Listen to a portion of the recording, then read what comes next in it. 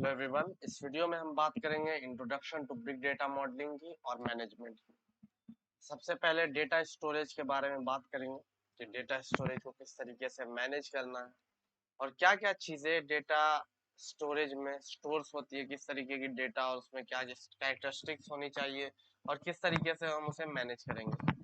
चलिए शुरू करते हैं। सबसे पहले डेटा स्टोरेज क्या है ये समझ लेते हैं। तो डेटा स्टोरेज है जहां पर हम अपने डेटा को स्केल करते हैं। बिग डेटा स्टोरेज सिस्टम इस तरीके से डिजाइन की जाती है कि वो मैसिव वॉल्यूम्स ऑफ डेटा को क्या है स्टोर कर सके और इसको हम स्केल करते हैं हॉरिजॉन्टली अक्रॉस मल्टीपल नोड्स और servers to accommodate growing data sets. तो चीज ये है कि जैसे हमने स्टोर किया डेटा बहुत ज्यादा हमारे पास, हम क्या हॉरिजॉन्टल स्केलिंग करते हैं, यानी हम अलग अलग सर्वर पे क्या है चीजों को हम एक ही रिसोर्स, एक ही सिस्टम की हम रिसोर्सेज को ना बढ़ा के क्या हम अलग अलग सर्वर पे अपने डेटा को स्टोर करते हैं हॉरिजॉन्टली। इससे क्या होता है कि हमारा कॉस्ट भी इफेक्टिव रहता है, लेटेंसी टाइम कम रहती है और भी हमें बहुत सारे फायदे मिलते हैं अगर हम हॉरिजॉन्टली इसको अलग अलग मल्टीपल नोड्स पे या सर्वर्स पे हम इसको करें। और इस तरीके से हम ग्रोइंग डेटा सेट को क्या एकोमोडेट कर सकते हैं, स्टोर कर सकते हैं इजिली। इससे सबसे पहली बात है लेटेंसी कम होती है, यूजर एक्सपीरियंस अच्छा होता है, रेप्लिकेशन रहता है। अगर बाय द वे कहीं एक सर्वर खराब होता है तब भी क्या है दूसरे सर्वर से वो चीजें आ सकती है। दूसरा है डिस्ट्रीब्यूटेड फाइल सिस्टम। डीएफएस में क्या होता है कि एक जगह सब कंसंट्रेटेड ना होके अलग अलग जगह चीजें डिस्ट्रीब्यूटेड रहती है। जैसे हडूप डिस्ट्रीब्यूटेड फाइल सिस्टम है, अमेज़न का सिंपल स्टोरेज सर्विस है, ये क्या स्केलेबल और फॉल्ट टॉलरेंट स्टोरेज देता है। तो डीएफएस करने से फायदा यही होता है कि हमारा फॉल्ट टॉलरेंसी बढ़ जाता है, यानी अगर कभी फॉल्ट आता है तब भी हम क्या उसे हम टॉलरेट कर पाएंगे, उसे बर्दाश्त कर पाएगी चीजें। यानी अगर कभी कुछ फॉल्ट या एरर आएगा तब भी वो चीजें एक्सेसिबल रहेगा through different nodes because it is already distributed, क्योंकि ये पहले से डिस्ट्रीब्यूटेड है। तो ये चीजें हम यूज करते हैं बिग डेटा प्रोसेसिंग फ्रेमवर्क्स का यूज करके, जैसे अपाचे हडूप हो गया और स्पार्क हो गया। नेक्स्ट है object storage. Object storage system such as Amazon S3। Object को अगर हमें स्टोर करना है तो उसके लिए Amazon S3 simple storage service, Google cloud storage और एज़्योर का ब्लॉब स्टोरेज यूज करते हैं। इनको यूज करने का फायदा ये होता है कि ये कॉस्ट इफेक्टिव होता है, यानी ज्यादा इसमें पैसा नहीं देना पड़ता, ये पे पर यूज पे काम करता है। आपने जितना ऑब्जेक्ट स्टोर किया उतना ही आपको पैसा देना। नेक्स्ट है ये ड्यूरेबल स्टोरेज देता है और अनस्ट्रक्चर्ड डेटा के लिए, यानी आपका ड्यूरेबिलिटी रहती है स्टोरेज में, स्टोरेज को यानी कोई किसी तरीके से हैक नहीं कर सकता, किसी तरीके से एक्सेस नहीं कर सकता है इस स्टोरेज को, इसलिए ड्यूरेबिलिटी रहती है इसमें। और साथ ही इसमें आपका करप्ट भी नहीं होता, इसका रेप्लिकेशन हमेशा जो क्लाउड सर्विसेज है वो अपने पास रखती है कि बाय द वे कभी करप्ट भी हो जाए तो वो चीजें क्या आपको वो अवेलेबल करवा सके। जैसे फाइल्स हो गए, इमेजेस हो गए, वीडियोस हो गया या लॉन्ग डेटा हो गया। नेक्स्ट है no SQL databases. No SQL databases हो गए जैसे मोंगोडीबी, कैसेंड्रा, काउच बेस। ये क्या फ्लेक्सिबल और स्केलेबल स्टोरेज सॉल्यूशन देती है सेमी स्ट्रक्चर और अनस्ट्रक्चर्ड डेटा के लिए। हम no SQL database most of the time हम यूज ही करते हैं सेमी स्ट्रक्चर्ड या फिर अनस्ट्रक्चर्ड डेटा के लिए। और ये क्या हाई थ्रूपुट और लो लेटेंसी एक्सेस हमें प्रोवाइड करती है, जैसे मोंगोडीबी हो गया, कैसेंड्रा हो गया, काउच बेस हो गया, ये सब चीजें। नेक्स्ट है हमारे पास कॉलमनर डेटाबेसेस। तो कॉलमनर डेटाबेसेस जैसे अपाचे पार्कवेट हो गया, अपाचे ओआरसी हो गया, ये ऑप्टिमाइज होता है एनालिटिकल वर्कलोड से, यानी एनालिसिस वाले काम के लिए ये ज्यादातर यूज होता है। स्टोर करते हैं डेटा हम कॉलमनर फॉर्मेट में, यानी कॉलम्स के फॉर्मेट में। इस तरीके से हमने कॉलम्स और रोज बनाते हैं और इस तरीके से हम फिर क्या डेटा स्टोर करते हैं अमेज़न अपाचे पार्कवेट और अपाचे ओआरसी में। इससे फायदा क्या होता है, क्वेरी परफॉर्मेंस इसका बेहतर हो जाता है और कंप्रेशन रेशियोज भी इससे बढ़ जाता है। नेक्स्ट है data warehouse. Data warehouse पहले ही बताया जा चुका है। डेटा वेयर हाउस एक ऐसा जगह है जहाँ पर बहुत सारा डेटा क्या है स्टोर्ड रहता है। एग्जाम्पल हो गया अमेज़न का रेडशिफ्ट, गूगल का बिग क्वेरी और स्नोफ्लेक। ये सेंट्रलाइज्ड रिपोजिटरी होती है for structured data. Data warehouse में क्या होता है सेंट्रलाइज्ड, यानी एक ही जगह पर जितना भी स्ट्रक्चर्ड डेटा है सब वो क्या रखा रहता है। इससे फायदा क्या होता है, फास्ट और स्केलेबल एनालिटिक्स आपको इससे मिलता है और सिक्वल क्वेरीज भी इसमें सपोर्टेड रहता है और बीआई टूल्स भी सपोर्टेड रहता है। नेक्स्ट है hybrid storage. Hybrid storage architecture combine different storage technologies such as object storage, file system, databases to optimize performance, cost and data access patterns based on workload requirement. Hybrid storage में यही होता है कि combination of to और more than to storages होता है। जैसे इसमें आपका हो सकता है कि ऑब्जेक्ट स्टोर भी हो, फाइल सिस्टम भी स्टोर हो, डेटाबेसेस भी स्टोर हो। इससे फायदा क्या होता है कि ये ऑप्टिमाइज करता है आपके परफॉर्मेंस को, कॉस्ट को और डेटा एक्सेस पैटर्न्स को based on workload requirements. Next है tiered storage. Tiered storage strategies involve categorizing data into different tiers based on access patterns, values, and performance requirements, allowing organization to optimize storage cost and resource utilization.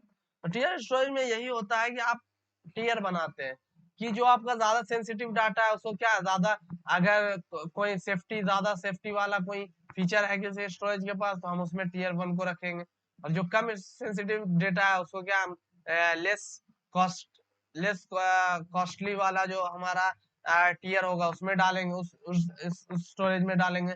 और जो सबसे उतना ज्यादा उससे फर्क नहीं पड़ता उस डेटा से, उसको क्या हम फ्री स्टोरेज में डालेंगे, या फिर जो सबसे कम का प्लान होगा स्टोरेज का उसमें हम डालेंगे। फॉर एन एग्जाम्पल 1000 पर टीबी ले रहा है पर मंथ डेटा रखने के लिए, इसमें सबसे ज्यादा सेफेस्ट आपका डेटा रहेगा, तो इसमें हम वही डेटा रखेंगे जो मेरा सबसे ज्यादा सिक्योरिटी जिसको चाहिए होगी, यानी जो ज्यादा प्राइवेसी वाला डेटा रहेगा। कोई 500 ले रहा तो उसमें कम प्राइवेसी वाला, और जो हमारा नॉर्मल डेटा होगा उसको हम किसमें रखेंगे, उसको हम क्या सबसे कम वाले में हो सकता है वो 100 रुपए वाला उसमें रखें। ये होता है टीयर स्टोरेज। तो according to need organisation optimise करती है storage cost and resource utilisation using tier storage.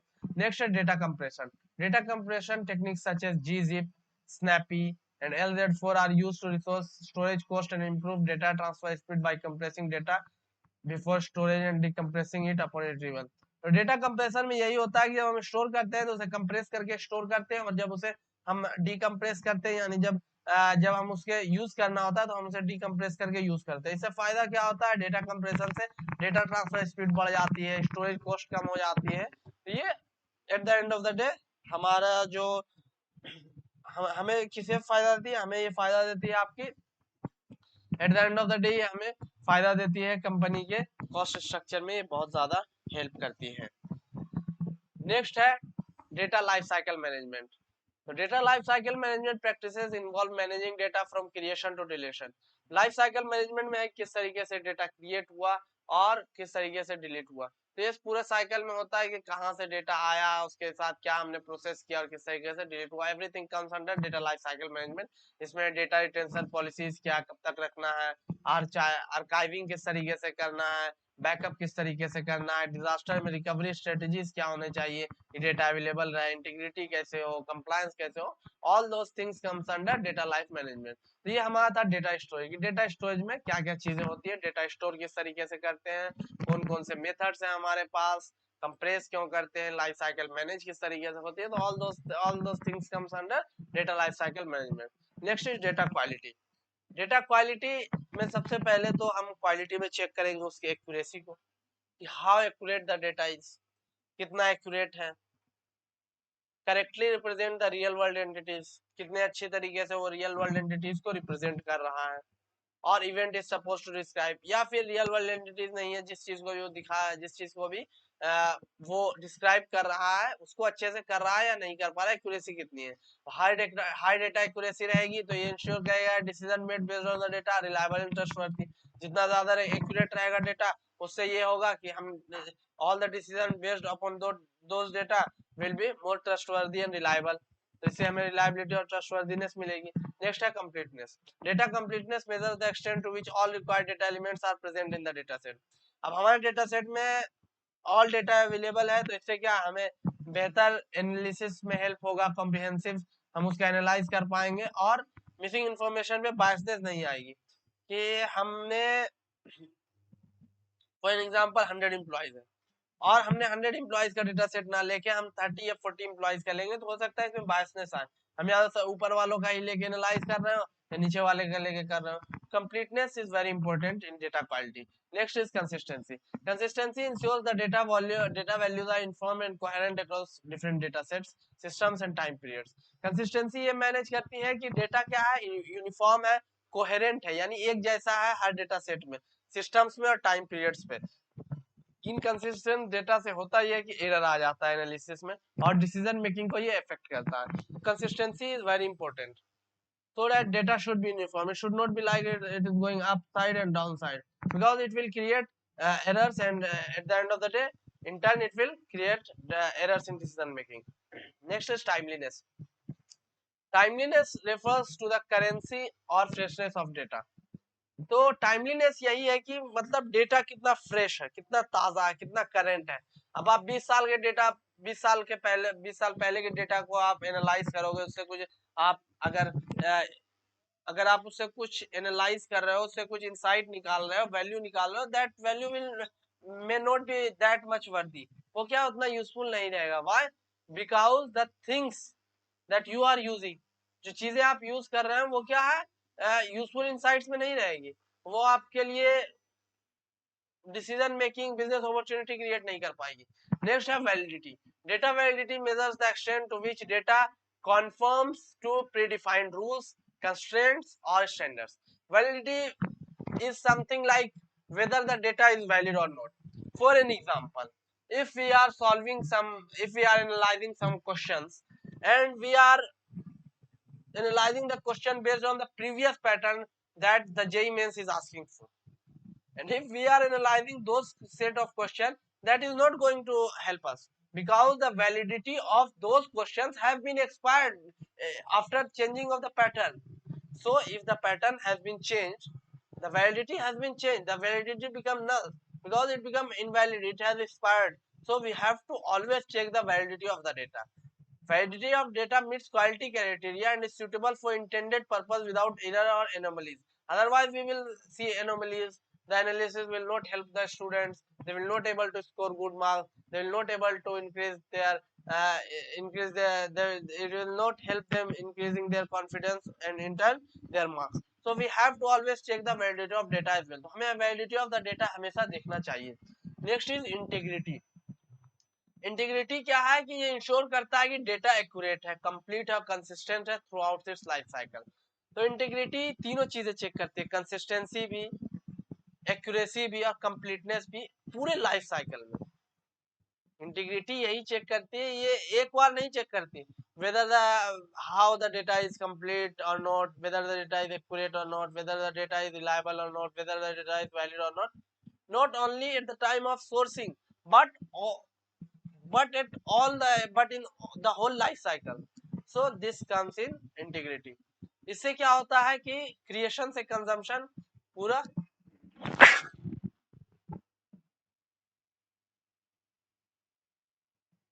Creation से कंजम्पशन क्या है, पूरा डेटा को इंटीग्रिटी इस चीज को मेंटेन करती है। Maintaining data integrity involves implementing data validation, verification, error detection mechanism. तो इसके लिए हमें वैलिडेशन मैकेनिज्म लगाना पड़ सकता है, वेरिफिकेशन मैकेनिज्म और detection mechanism according to need.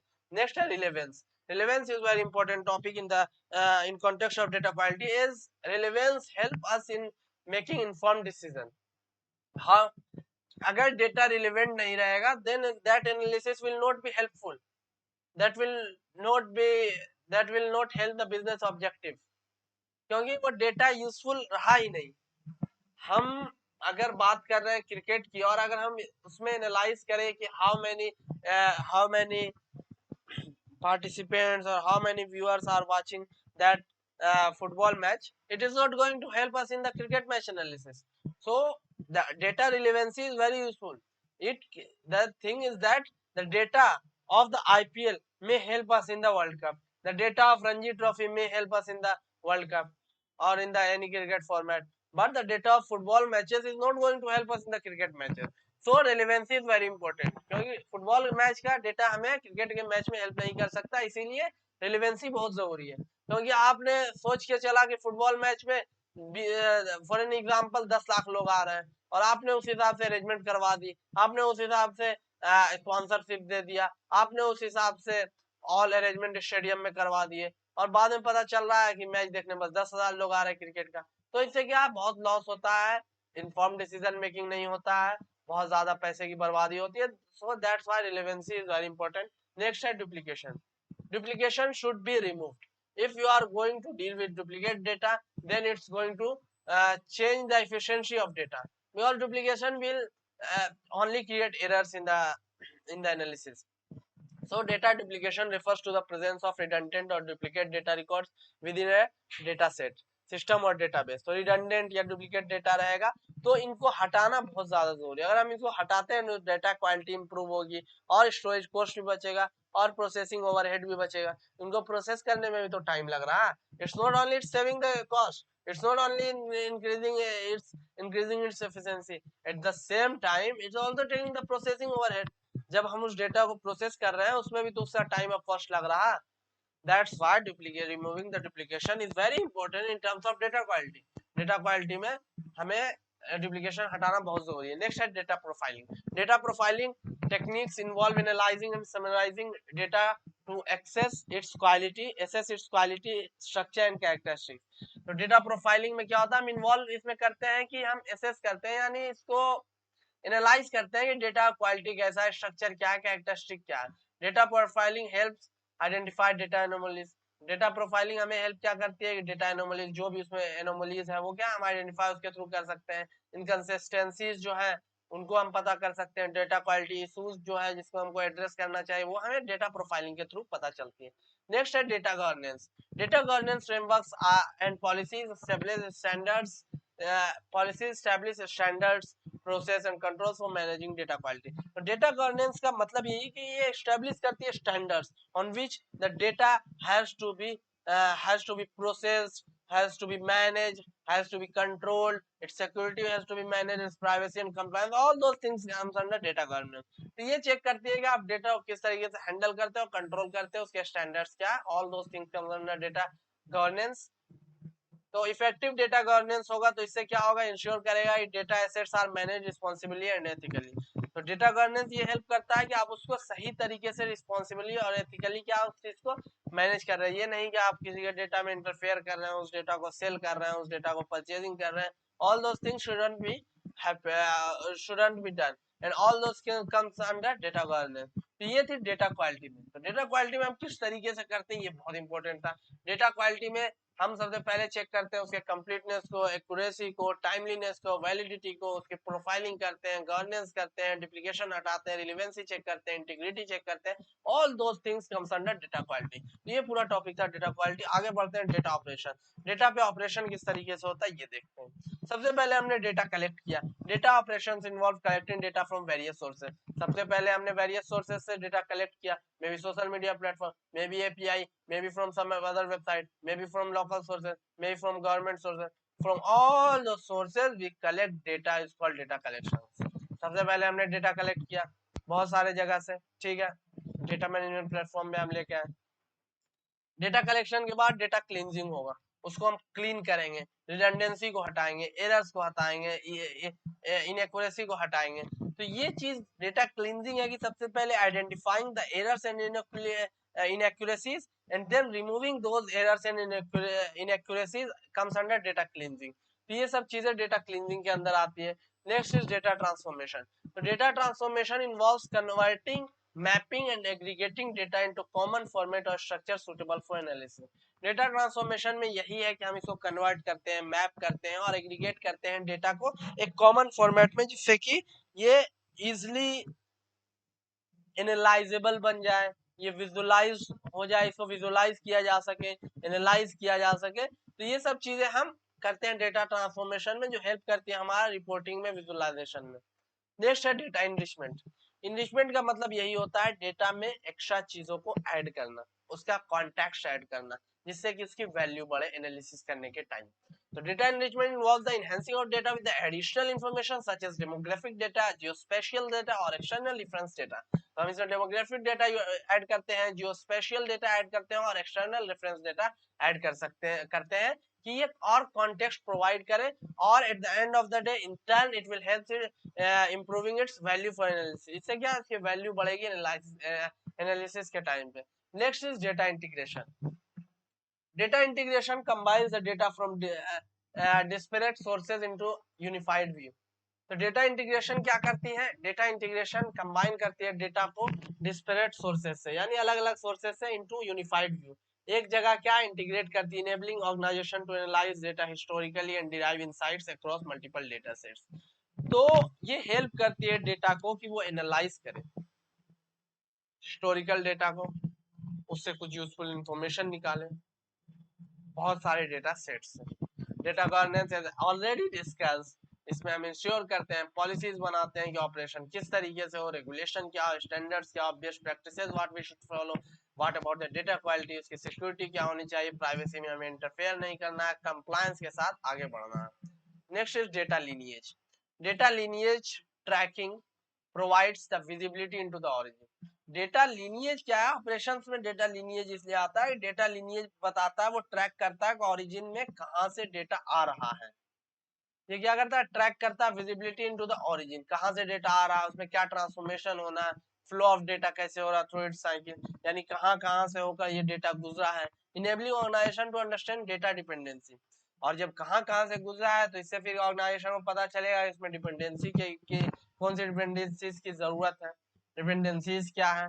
इससे क्या होगा, ये इंश्योर करती है डेटा इंटीग्रिटी को भी, डेटा लिनिएज इंश्योर करती है वैलिड है या नहीं, कंप्लीट है या नहीं, इनएक्यूरेट तो नहीं है। All those things comes under data lineage. Next is data versioning. Data versioning mechanism track changes to data sets over time, enabling organisation to trace data revision.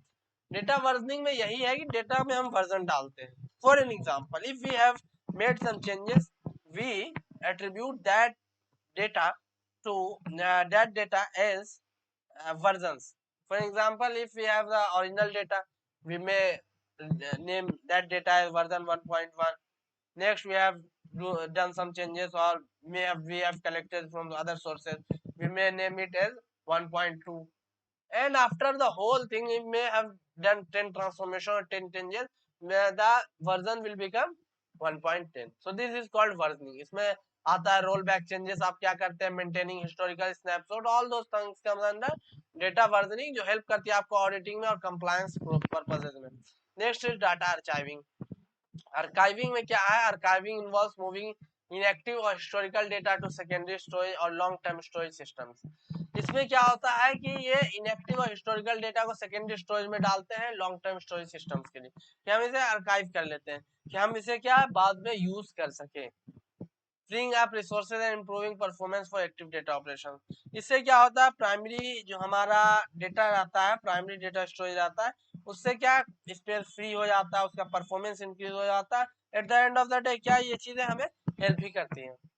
Next है data backup and recovery.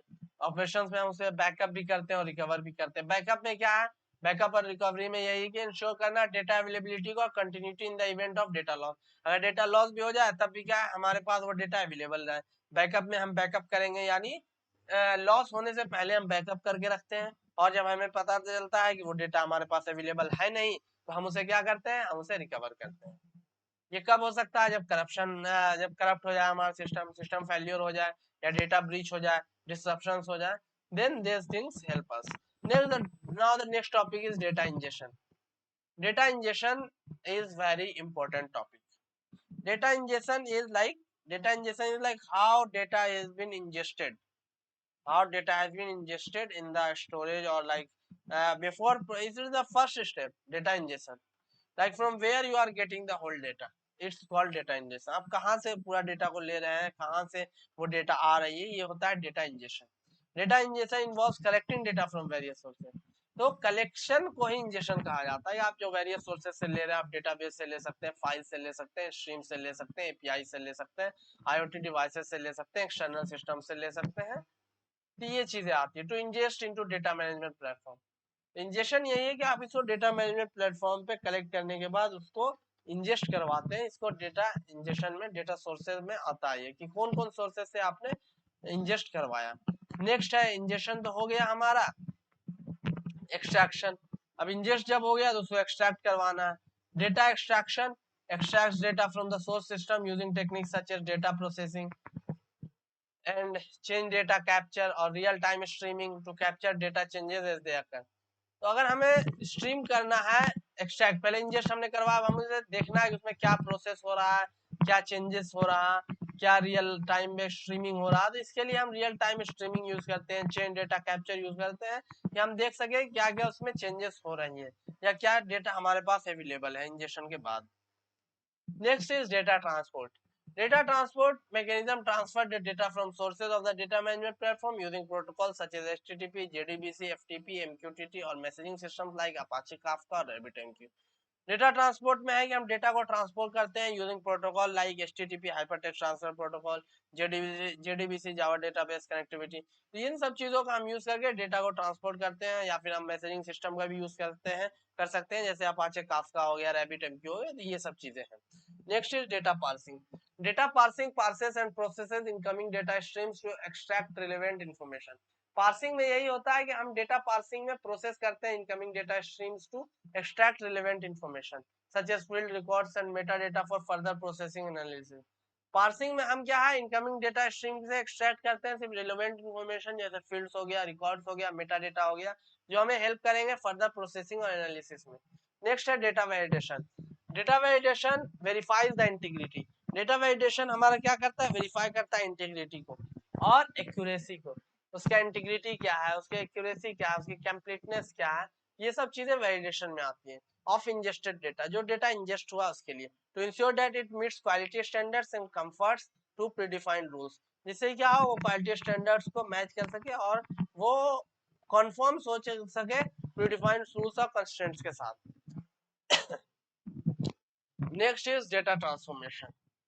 Data transformation converts ingested data into common format. Transformation में हम वही क्या, जो ingested data है हमारे पास, जो हमने डिफरेंट सोर्सेज से लिए हैं, उनको हम क्या करेंगे, उनको हम क्या एक कॉमन फॉर्मेट में हम ट्रांसफॉर्म करेंगे। ठीक है, उसके बाद स्कीमा जो स्टोरेज के लिए अवेलेबल है उसमें कर सकते हैं, एनालिसिस के हिसाब से जो फॉर्मेट है उसमें कर सकते हैं, विजुअलाइजेशन के हिसाब से जो फॉर्मेट है उससे कर सकते हैं। और इसके लिए हम यूज करते हैं जो टेक्निक्स, वो है नॉर्मलाइजेशन यूज करते हैं जनरली, क्लींजिंग यूज करते हैं या एनरिचमेंट यूज करते हैं। Okay, next is data loading. Data loading loads ingested data into storage system. Data loading का मतलब ये है कि जो इंजेस्टेड डेटा है हमारा उसको हम लोडिंग सिस्टम में डाल रहे हैं। ठीक है, इसको हमने लोडिंग सिस्टम में डाल दिया, जैसे कि लेक्स हो गया, डेटा वेयर हाउस हो गया, इन सब में हम डाल देते हैं। और इसमें हम बैच प्रोसेसिंग यूज करते हैं या रियल टाइम स्ट्रीमिंग यूज करते हैं, जिससे कि डेटा अवेलेबल हो एनालिसिस और क्वायरिंग के लिए। तो बैच प्रोसेसिंग में क्या होता है कि हम एक फिक्स अमाउंट ऑफ टाइम के बाद ही उसे फिर दोबारा क्या है फेच करते हैं। और रियल टाइम स्ट्रीमिंग में क्या, हम तुरंत उसे रियल टाइम पे ही फेच कर रहे होते हैं। यहाँ पर टाइम जो है वो बहुत कम होता है रियल टाइम फेचिंग में। यहाँ पर duration less than a minute होता है, उतना में आपको क्या है वो चीजें आपको विजिबल हो जाती है, वो रिफ्लेक्ट कर जाती है। और बैच प्रोसेसिंग में टाइम होता है, मे बी 1 डे लगे, मे बी 12 आवर्स लगे, 24 आवर्स लगे, तो इस तरीके से टाइम होती है, वीकली, आवर्ली, मंथली भी हो सकती है according to need. Next is data partitioning. Data partitioning distributes ingested data across multiple storage partition or shards to improve query performance। तो हमने 100 GB का डेटा अगर हमने इंजेस्ट किया तो हम इसे पार्टीशन करके, हो सकता है 10 लोकेशंस पे रख दे 10 GB की, 20 लोकेशंस पे रखे 5 GB की। होता है इससे क्या, इंप्रूव हो जाता है क्वेरी परफॉर्मेंस, स्केलेबिलिटी बढ़ जाती है, पैरेलल प्रोसेसिंग हो जाता है चीजें डिस्ट्रीब्यूटेड स्टोरेज सिस्टम में। ये फायदा होता है पार्टीशनिंग करने का। Next we have is data deduplication. Data deduplication identifies and removes duplicate data or redundant data records during the ingestion process to optimize storage space and reduce processing error। Data deduplication क्या है, इसमें है कि हम remove करते हैं duplicate और redundant data को जब इंजेक्शन का प्रोसेस हो रहा होता है, जिससे कि स्टोरेज हमारा ऑप्टिमाइज हो सके और प्रोसेसिंग ओवरहेड को हम कम कर सके। नेक्स्ट है data lineage. Data lineage tracking captures meta data and lineage information for ingested data. जो भी डेटा को इंजेस्ट कर रहे हैं हम उसके लिए क्या डेटा लिनिएज क्या उसको ट्रैक करता है, उसके ओरिजिन को। ठीक है, कहाँ से डेटा आ रहा है, उससे क्या dependencies, all those things will be tracked by data lineage tracking is been captured through data lineage. Okay, ये प्रोवाइड करती है विजिबिलिटी टू ओरिजिन, इसमें ट्रांसफॉर्मेशन क्या हुआ, डिपेंडेंसीज क्या है, यूजेज किस तरीके से होगा, यूजेज थ्रूपुट क्या होगा, डेटा लाइफ साइकिल का, all those things comes under data lineage. तो हमारा फिर नेक्स्ट है scalability and security. Scalability and security में है सबसे पहले स्केलेबिलिटी क्या होता है ये समझ ले। स्केलेबल होता है कि हम चीजों को स्केल कर सके अकॉर्डिंग टू नीड। यानी फॉर एग्जांपल स्केलेबल, आज हम मेरे वेबसाइट पे 100 यूजर्स आ सकते हैं। स्केलेबल का मतलब ये हुआ कि विदाउट लाइक हमें पूरा चीजें चेंज ना करना पड़े या नया वेबसाइट ना बनाना पड़े, 200 यूजर अगर आ जाए तो इसको स्केलेबिलिटी कहते हैं। यानी वो उसी वेबसाइट पे क्या हम एक्स्ट्रा वर्कलोड के लिए एक्स्ट्रा स्टोरेज दे दे, एक्स्ट्रा और रिसोर्सेज क्या है दे दे, जिससे कि और भी लोग यूजर क्या यूज कर सके, तो इसको स्केलेबिलिटी कहते हैं। यानी हमने अपना स्टोरेज बढ़ा दिया, हमने क्या अपने सीपीयू बढ़ा दी, ज्यादा यूजर आ रहे हैं, तो ये चीजें हम क्या स्केलेबिलिटी के थ्रू करते हैं। सिक्योरिटी हमें पता ही है, हमें सिक्योर करना अपने सिस्टम को, सिक्योरिटी भी हम इनहेंस कर सकते हैं इसके लिए कि क्या ज्यादा लोग आ गए, ज्यादा अगर कोई हमारा चाह रहा है इंटरसेप्ट करना, इंटरफेयर कर रहा है या हैक करना चाह रहा है, तो हम क्या उस चीज को रोक सकते हैं थ्रू सिक्योरिटी। सबसे पहले हम बात करते हैं स्केलेबिलिटी। हॉरिजॉन्टल स्केलेबिलिटी बहुत ही इंपॉर्टेंट है। Most of the time most of the big organization are using horizontal scalability. और क्यों यूज कर रहे हैं horizontal scalability? There is a reason for it. Horizontal scalability आपको बहुत तरीके की फायदा देती है, इसीलिए लोग यूज कर रहे हैं। हॉरिजॉन्टल स्केलेबिलिटी आपको देती है कि आप क्या है मल्टीपल सर्वर्स पे अपने सिस्टम को क्या है स्टोर करा सकते हैं, अपने स्टोरेज को क्या रख सकते हैं। तो इससे फायदा ये होता है कि लेटेंसी टाइम कम रहता है, और इसमें एरर्स को फॉल्ट टॉलरेंट होता है, यानी फॉल्ट कभी आया तो उसे संभाल लेगा। अदर देन दैट ये परफॉर्मेंस को भी इम्प्रूव करता है। तो हम ज्यादा नोड या सर्वर ऐड कर देते हैं to a system to handle increasing data. तो हम ज्यादा सर्वर ऐड करते हैं, अलग अलग नोड्स ऐड करते हैं सर्वर्स पर उसी सिस्टम का, जिससे कि वो प्रोसेसिंग लोड्स को संभाल सके, इंक्रीजिंग डेटा वॉल्यूम को संभाल सके, और इससे क्या हमारा परफॉर्मेंस या रिलायबिलिटी क्या सेक्रीफाइस ना हो। तो हॉरिजॉन्टल स्केलेबिलिटी में ये होता है। वर्टिकल स्केलेबिलिटी क्या यूज करते हैं, छोटे मोटे जो होते हैं वो क्या सिस्टम को रिसोर्स को क्या इंक्रीज कर देते हैं, बिकॉज उनके पास कम पैसा होता है, तो वो अलग अलग सर्वर पे ना जाने के बजाय क्या वो चूज करते हैं vertical scalability. Vertical scalability scales up increasing the capacity of existing node और server by adding more resources.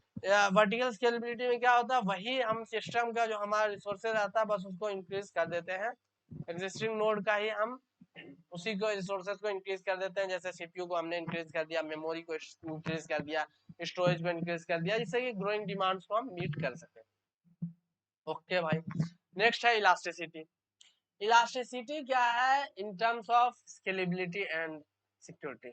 Elasticity enables system to dynamically scale resources up or down based on workload fluctuation, automatically provisioning and deprovisioning resources to match demand and optimize resource utilisation.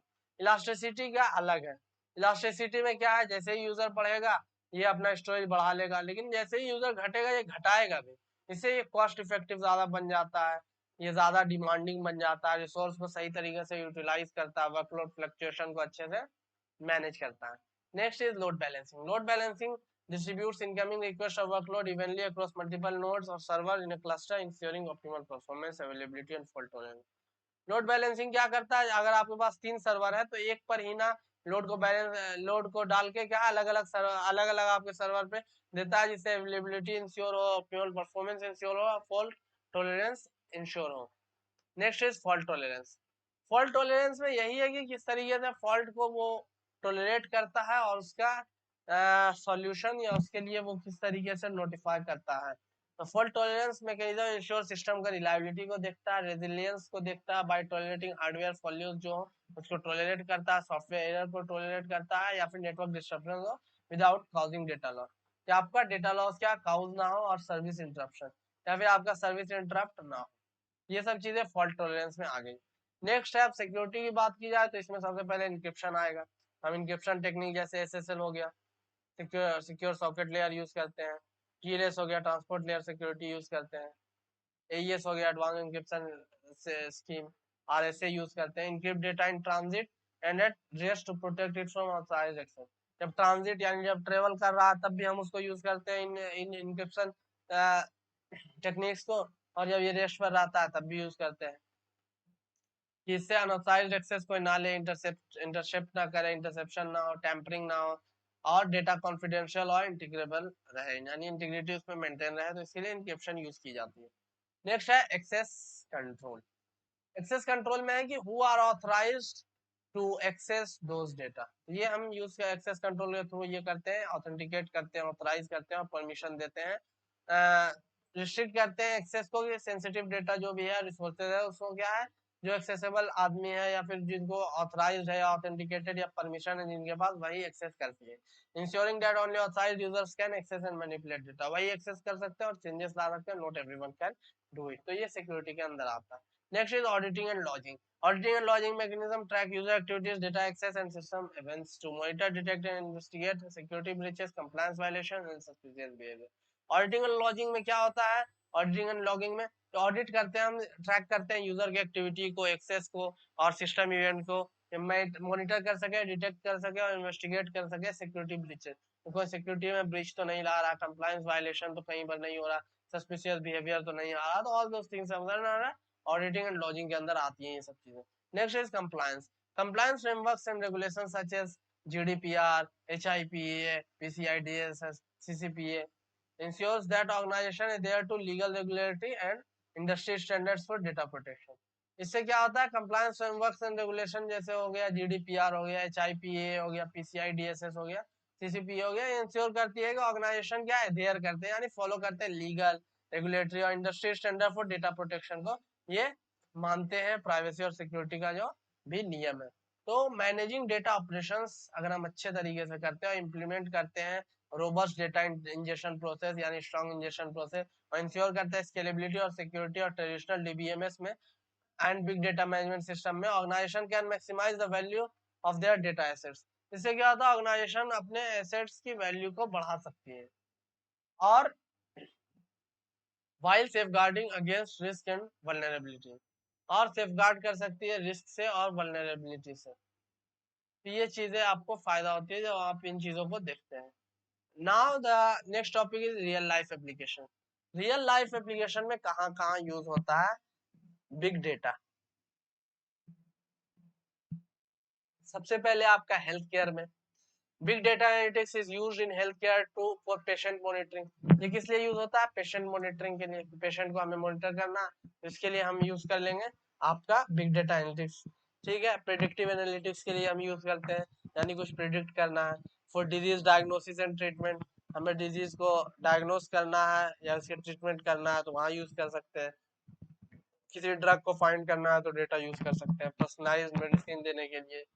ये overall क्या help करता है health care को provide करने में, improve patient outcome, कि patient का outcomes क्या है, इम्प्रूव हो जाए, कि कॉस्ट को रिड्यूस कर दे और ऑप्टिमाइज कर दे, रिसोर्स के एलोकेशन को क्या है ऑप्टिमाइज कर दे। Next is finance. फाइनेंस में क्या है कि big data is used for fraud detection के लिए हम यूज करते हैं, रिस्क मैनेजमेंट के लिए यूज करते हैं, एल्गोरिथमिक ट्रेडिंग के लिए यूज करते हैं, कस्टमर सेगमेंटेशन के लिए यूज करते हैं, पर्सनलाइज्ड फाइनेंशियल सर्विसेज के लिए यूज करते हैं और इनेबल करते हैं financial institutions to detect fraudulent activities. ये हम फ्रॉड मटेरियल रिस्क को कम कर सके, इनहेंस कर सके कस्टमर एक्सपीरियंस को, इसलिए हम फाइनेंस में ज्यादातर इसका यूज करते हैं। Retailers use big data analytics for customer segmentation. Retailer जो होते हैं वो बिग डेटा का यूज करते हैं कस्टमर सेगमेंटेशन के लिए, यानी कस्टमर को सेगमेंट करने के लिए, उनको क्लासिफाई करने के लिए कौन कस्टमर की क्या स्पेंडिंग नीड है, वो कितना खर्च कर रहा है, कितना खर्च नहीं कर सकता, उनके लिए कौन सा प्रोडक्ट बनाया जाए, किस तरीके से उनके स्ट्रेटेजीज में चेंजेस लाए जाए, किस तरीके के ऑफर निकाले जाए, all those things comes under retail. Demand forecasting हो गई, इन्वेंटरी ऑप्टिमाइजेशन हो गया, पर्सनलाइज्ड मार्केटिंग हो गया, रिकमेंडेशन इंजन हो गया। तो ये हम रिटेल में इन सब चीजों को करते हैं जिससे ये प्राइसिंग स्ट्रेटेजीज भी इंप्रूव होती है, सेल्स बढ़ती है और कस्टमर एंगेजमेंट भी बढ़ता है। मैन्युफैक्चरिंग में भी हम इसका यूज करते हैं, प्रिडिक्टिव मेंटेनेंस की कितने दिन के बाद मेंटेनेंस की जरूरत पड़ेगी, हम डेटा के थ्रू क्या बता सकते हैं, so that those products can be called off called off from the market for the maintenance, कि हम उसे क्या उन सब प्रोडक्ट्स को हम बुला सके मेंटेनेंस के, और मेंटेनेंस के बाद हम दोबारा भेज सके। इससे क्या हो, कस्टमर सेटिस्फेक्शन बढ़ेगी, कस्टमर सेटिस्फेक्शन बढ़ेगी, कस्टमर हैप्पीनेस बढ़ेगी, या फिर हम वारंटी उसी हिसाब से दें। मैन्युफैक्चरिंग में इस चीज का इस्तेमाल कर सकते हैं, हमें पता है कि 1 साल बाद या 2 साल बाद हमारा प्रोडक्ट में बहुत ज्यादा डिफॉल्ट आ रहा है, तो हम क्या वारंटी उस हिसाब से दें कि आप 2 साल निश्चिंत रहिए, उसके बाद क्या यू हैव टू पे the price for the things that you are facing or the problem that is occurring in your product. क्या उसके बाद आपको पैसा देना पड़ेगा। तो this all things we can use data in manufacturing sector as well. It will help the chain optimization, quality control, process optimization में help करेगा और इनेबल करेगा मैन्युफैक्चरर को रिड्यूस करे डाउन टाइम को और प्रोडक्ट क्वालिटी को इंप्रूव करने के लिए और ऑप्टिमाइज करने के लिए प्रोडक्शन एफिशिएंसी को। Next is transportation and logistics. In transportation and logistics big data is used for route optimization. Transportation और लॉजिस्टिक्स में हम बिग डेटा को यूज करते हैं राउट ऑप्टिमाइजेशन के लिए, कि हम कौन सा रूट चूज करें, कौन सा रूट इस्तेमाल करें। इसके लिए हम क्या यूज करते हैं, हम ट्रांसपोर्टेशन लॉजिस्टिक्स में हम अपना यूज करते हैं इसको, कि अच्छा से फ्लीट को मैनेज किस तरीके से किया जाए। हमारे पास 10 बसें हैं, इसको किस तरीके से मैनेज किया जा सके, ज्यादा से ज्यादा हम कस्टमर को सर्व कर सके, ज्यादा से ज्यादा प्रॉफिट बना सके और कम से कम हमारा कॉस्ट लगे। प्रेडिक्टिव मेंटेनेंस में यूज कर सकते हैं, सप्लाई चेन विजिबिलिटी में, और हेल्प करता है लॉजिस्टिक कंपनीज को कि डिलीवरी टाइम बेहतर कर सके, ज्यादा से ज्यादा डिलीवरी टाइम अपना बेहतर कर सके, कॉस्ट अपना कम करे और इनहेंस करे अपना ऑपरेशनल एफिशिएंसी। ऑल दो things comes under transportation and logistics. Telecommunication में बहुत ज्यादा बिग डेटा की जरूरत है। टेलीकम्युनिकेशन में जब होगा तो नेटवर्क को ऑप्टिमाइज कर पाएंगे telecom company. Customer churn prediction, customer किस टाइम ज्यादा यूज करते हैं उसको प्रेडिक्ट कर पाएगी, उस टाइम के हिसाब से क्या प्राइसेस चेंज कर पाएंगे। जैसे कि रात में कम लोग यूज करते हैं तो वोडाफोन ने 6 घंटे 12 से 6 क्या फ्री कर दिया, unlimited internet, no restrictions, no data, no data restrictions at all. तो ये सब चीजें कंपनी कब कर पाती है, डेटा के थ्रू कर पाती है। ठीक है, टारगेटेड मार्केटिंग कर सकती है, फ्रॉड डिटेक्ट कर सकती है टेलीकम्युनिकेशन। यहाँ भाई कौन फ्रॉड कर रहा है, कौन ज्यादा कॉल कर रहा है, कोई बंदा क्या डेली का 100 कॉल कर रहा है, तो ये पता कर सकती है कि भाई ये 100 कॉल क्यों कर रहा है मोबाइल से, कहीं ये फ्रॉड तो नहीं है। तो ये सब चीजें क्या कंपनी को हेल्प कर सकती है। You don't know whether the company is utilizing this data or not, but these are the things that can be used. अब कंपनी नहीं कर पा रही because of a lot of users or not able to track it properly, or whether they don't have the mechanism or the algorithm or the model. It's up to the company, it's not up to us. It's not what we can do, it's up to the company that they should use, and if they are not using they are liable, and customers should look for other companies. Customers should look for the companies that are giving them privacy, that are giving the protection of saving them from scam, protection from any type of fraud activities. So companies should think about it, and they should spend some money on their fraud detection or scam detection, so that people can feel safe. Telecommunication में use हो सकता है, energy and utilities में use हो सकता है। Energy sector में big data analytics is used for smart grid management. किस लिए यूज होता है, बिग डेटा एनालिटिक्स होता है स्मार्ट ग्रिड मैनेजमेंट में। हम किस तरीके से इक्विपमेंट किस टाइम पे ज्यादा मेंटेनेंस कितनी जरूरत लग रही है, एनर्जी का कंजम्पशन कितना कब होता है, उस हिसाब से क्या अपना एनर्जी को बना के रखेंगे एनर्जी कंपनीज जो भी है। और रिन्यूएबल एनर्जी ऑप्टिमाइजेशन कैसे किया जा सकता है, एनर्जी कंपनीज अपनी एफिशिएंसी बढ़ा सकती है, कॉस्ट को कम कर सकती है और रिसोर्स एलोकेशन को भी बेहतर कर सकती है। नेक्स्ट है गवर्नमेंट। गवर्नमेंट के पास बहुत सारी डेटा है यूजर्स की थ्रू वेरियस स्कीम्स, तो उनको क्या है गवर्नमेंट यूज करके क्या है उनको उनके थ्रू क्या बेहतर पॉलिसीज बना सकती है, हेल्थ केयर मैनेज कर सकती है, अर्बन प्लानिंग बेहतर कर सकती है, पब्लिक सेफ्टी बेहतर कर सकती है, तो सर्विस डिलीवरी बेहतर हो सकती है, पब्लिक सेफ्टी बेहतर हो सकती है, और डेटा ड्रिवन पॉलिसी डिसीजन रहेंगे, यानी डेटा के हिसाब से पॉलिसी बनेंगे, अदर देन जो भी मन में आ रहा वो बना रहे हैं, instead of wasting money on things that are their ख्याली पुलाव, कि वो उनके ख्याली पुलाव नहीं होने चाहिए। That shouldn't be their own thinking और their own reasoning, it should be through data driven, it should be policy should be data driven, policies क्या डेटा ड्रिवन होनी चाहिए, ख्याली पुलाव नहीं होनी चाहिए। Next is education. एजुकेशन में क्या big data analytics is used for personalised learning.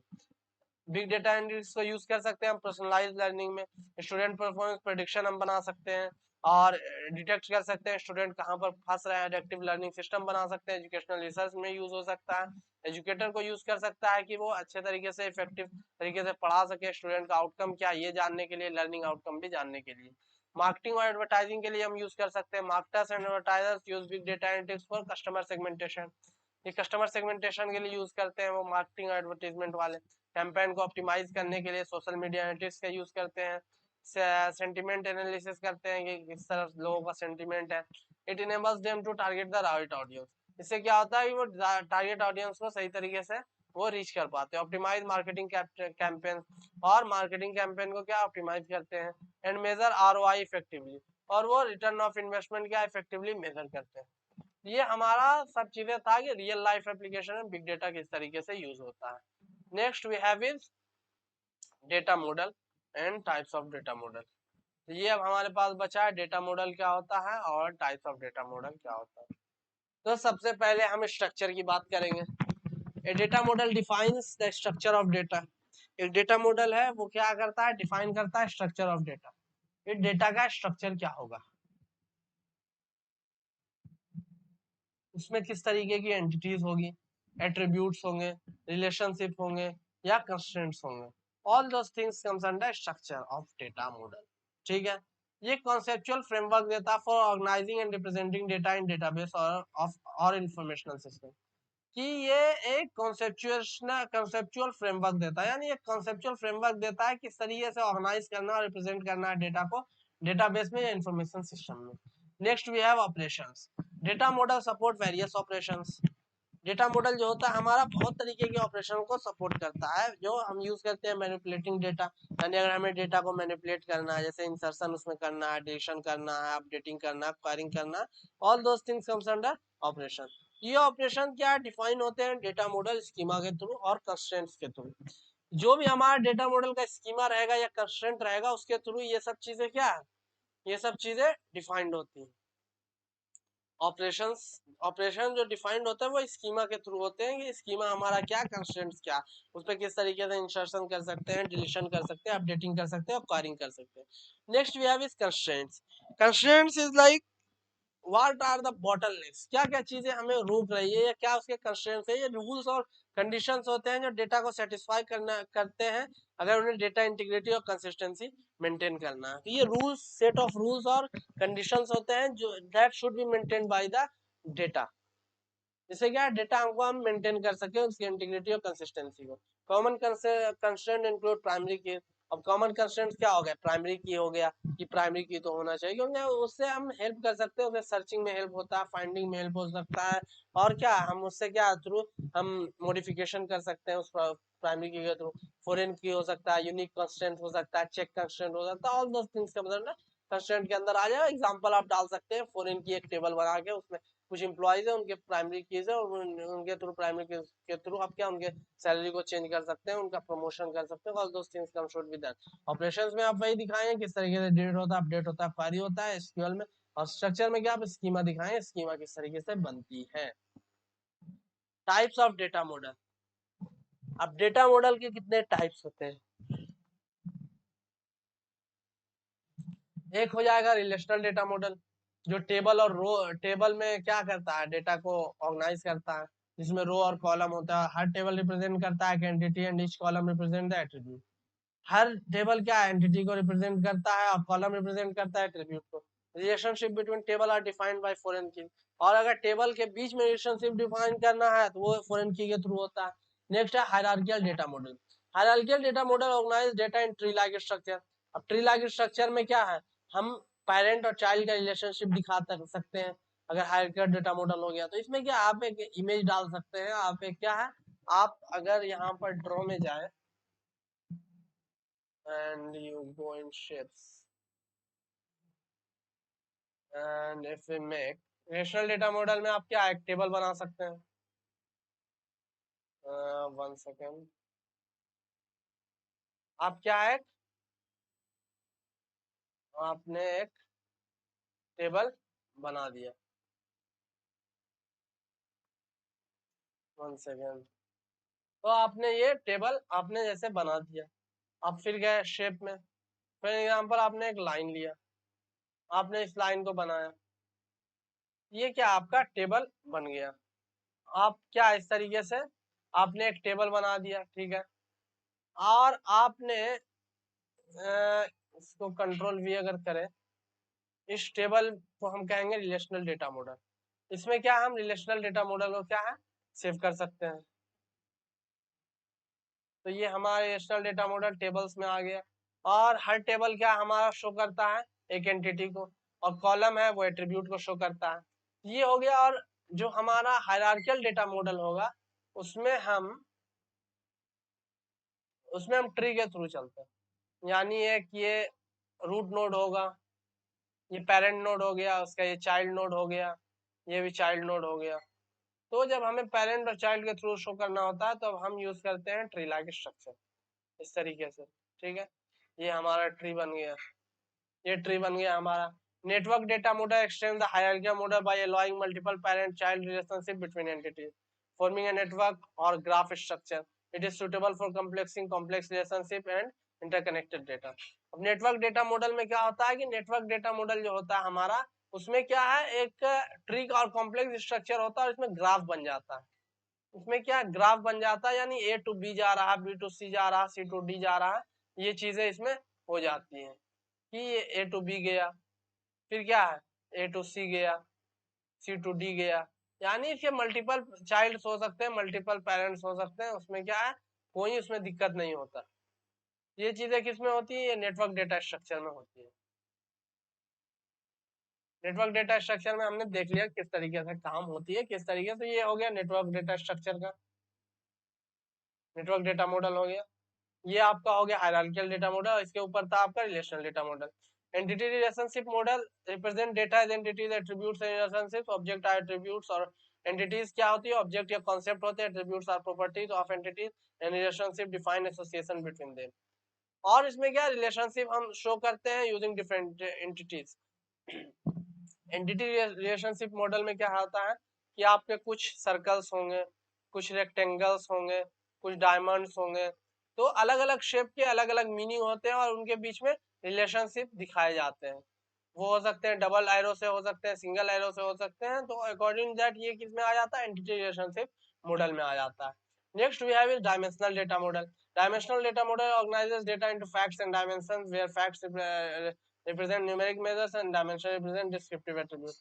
Dimensional data model में क्या होता है कि हम क्या है, फैक्ट्स और डायमेंशन में हम चीजों को रिप्रेजेंट करते हैं। जैसे कि न्यूमेरिक मेजर्स में हम फैक्ट को हम डिफाइन करेंगे 1, और जो हमारा डायमेंशन होगा उसको हम डिस्क्रिप्टिव एट्रीब्यूट में हम करेंगे डायमेंशन जो होगा, तो इसमें फैक्ट एंड डायमेंशन मॉडल कहा जाता है, डायमेंशनल डेटा मॉडल कहा जाता है। जितने भी न्यूमेरिक वैल्यू होंगे वो यहाँ पर आएंगे फैक्ट्स में, और जितने भी डायमेंशन होंगे वो आएंगे डिस्क्रिप्शन में, पूरा उसका डिस्क्रिप्शन लिखा रहेगा।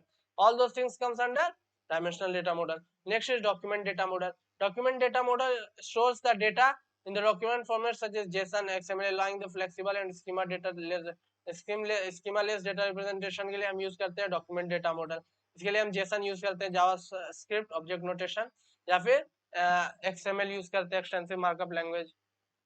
ठीक है, ये यूज होता है, ये नो सिक्वल में ज्यादातर यूज होता है, जैसे मोंगोडीबी हो गया, काउच बेस हो गया, उनमें यूज होता है। नेक्स्ट है graph data model. Graph data model में क्या होता है कि graph data model represent data as node, edges and properties. Data को क्या नोड में, एजेस में, प्रॉपर्टीज में ये डिफाइन करता है। नोड रिप्रेजेंट करते हैं एंटिटीज को, एजेस रिप्रेजेंट करता है रिलेशनशिप, और प्रॉपर्टीज रिप्रेजेंट करता है एट्रीब्यूट्स को। It is suitable for modelling highly connected and graph like data structure. इसमें किसमें यूज होता है, ज्यादातर ग्राफ लाइक डेटा स्ट्रक्चर में ज्यादा यूज होता है। तो ये ऑलमोस्ट सिमिलर होगा इसके तरीके से, ये वाला जो नेटवर्क डायमेंशनल है। थोड़ा सा नेटवर्क डेटा मॉडल में ट्री का भी शेप आएगा, ये हो सकता है यहाँ से क्या है, यहाँ से फिर एक ट्री बन जाए, तो ये ज्यादा नेटवर्क वाला आएगा, और ये मोर और लेस क्या, ये ज्यादा ग्राफ वाला आएगा। तो अगर उससे चाइल्ड्स और हो जाए तो ये किस में आ जाएगा, ये आ जाएगा नेटवर्क में। और ग्राफ में आपका सिंपल क्या है, ग्राफ बनेगा, नोड्स होंगे, ये नोड्स हो जाएंगे, और नोड्स में फिर क्या है, बीच में आप कनेक्शंस लगा देंगे, ये क्या है आपका कनेक्शंस हो जाएगा दो के बीच में। हो सकता है इसी तरीके से क्या आपका और के बीच में कनेक्शन हो जाए। 1 सेकेंड।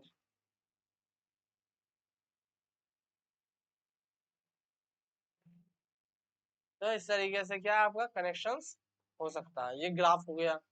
नेक्स्ट है की वैल्यू डेटा मॉडल। की value data model stores data as key value pairs where each key is unique and maps to a corresponding value. It is simple and efficient for storing and retrieving data, but lacks some support for complex queries and relationships.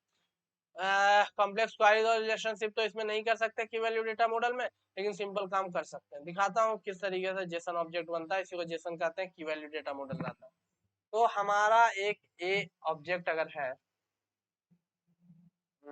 AD लिखा और control Z किया, हाँ, तो इसमें हमने पहले name, ये इसको की कहेंगे नेम, और इसके साथ हमारा आ जाएगा इसका value pair.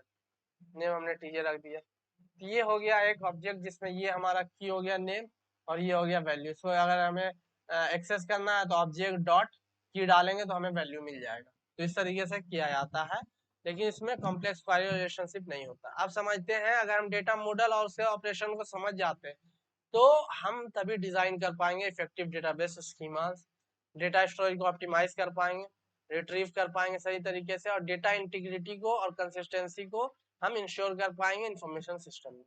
Different type of data models के डिफरेंट कैरेक्टरिस्टिक होते हैं जो डिफरेंट टाइप्स ऑफ एप्लीकेशन में सुटेबल होते हैं अकॉर्डिंग टू डेटा रिक्वायरमेंट्स।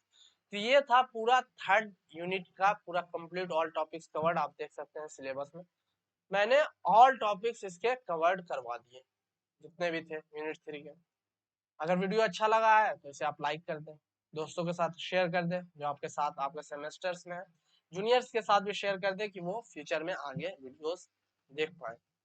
आशा करता हूँ वीडियो बहुत अच्छा लगा होगा। चैनल को सब्सक्राइब करें और वीडियोस के लिए। Thanks for watching.